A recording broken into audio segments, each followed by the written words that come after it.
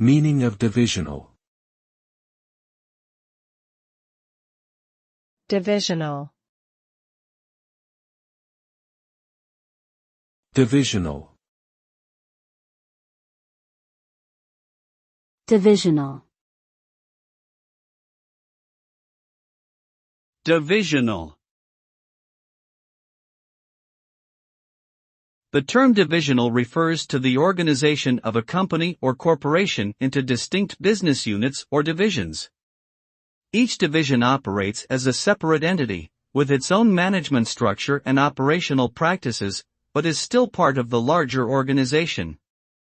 Divisional structures are commonly used in large companies with diverse product lines or service offerings. This type of structure allows for greater focus on specific products or markets, and can increase efficiency and flexibility in decision-making.